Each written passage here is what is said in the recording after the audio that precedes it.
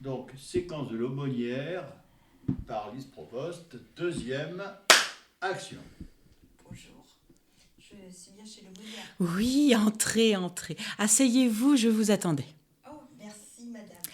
Alors, votre mari m'a tout expliqué. Je sais que vous vous adonnez à des pulsions anormales, au stupre, et que vous ne respectez aucun des engagements du mariage. Alors, laissez-moi parler. Le capitaine m'a expliqué que vous étiez possédé par Satan. Vous savez, il est du devoir d'une épouse d'être soumise à son mari. C'est parfois dur, je sais. Mais pensez donc au Christ qui est mort sur la croix. Mais en fait, c'est pas tout ça. Je ne veux rien entendre. Je vous ai tout dit, ma très chère. L'aumônier vous attend. Allez-y tout de suite. Donc, aumônière, deuxième version. Lise Provost. Action. Bonjour, je suis bien chez l'aumônière. Oui, entrez, entrez. Asseyez-vous, je vous attendais. Merci madame.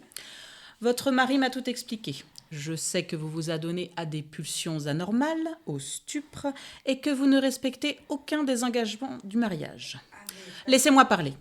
Le capitaine m'a expliqué que vous étiez possédé par Satan. Vous savez, il est du devoir d'une épouse d'être soumise à son mari. C'est parfois dur, je sais. Mais pensez donc au Christ, qui est mort sur la croix. Mais Je ne veux rien entendre.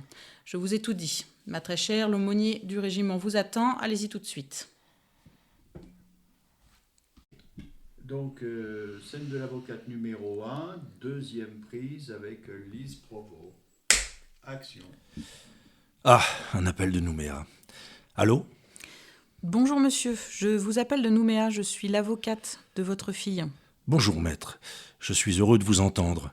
Ma fille m'a appelé il y a 2 jours, mais comme elle est surveillée par son mari, je ne peux pas la rappeler. Oui, je sais. C'est pourquoi je prends sur moi de vous téléphoner, car je crains le pire. Comment ça le pire ? Lundi dernier a eu lieu une première audience avec la juge aux affaires familiales. Votre fille avait demandé la séparation de corps en attendant que soit statuée sa demande de divorce. La JAF a décidé un report d'1 semaine, afin d'entendre les enfants, car la situation familiale ne lui semblait pas claire. Pas clair ? Mais ma fille est battue, violée, menacée de mort depuis plus de 12 ans, et ce n'est pas clair ? La juge aux affaires familiales a tout de même prononcé la séparation de corps, j'espère. Bien justement non, monsieur.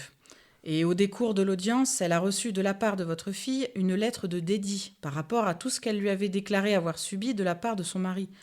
Évidemment, écrite sous la menace de celui-ci, on imagine bien. C'est clair comme de l'eau de roche, et je vous prie de croire, monsieur, que ça a fortement interpellé la JAF. Ah, quand même. C'est exactement ce qui s'est passé autrefois à Senlis, car elle avait reçu en retour une lettre d'avertissement pour la décourager de porter plainte à nouveau. Je suis heureux de voir qu'enfin une juge ne joue pas les dupes. Votre fille a dû regagner le domicile conjugal, et comme on pouvait s'y attendre, son mari est encore plus déchaîné que jamais contre elle. Je vous appelle pour vous dire qu'il faut impérativement que vous soyez à ses côtés pour la protéger lors de la prochaine audience. Je suis justement en train de regarder les prochains vols pour Nouméa.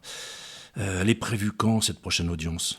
Mardi prochain, à 10h, au tribunal de grande instance. Ce jour-là, je serai dans l'impossibilité d'assister ma cliente.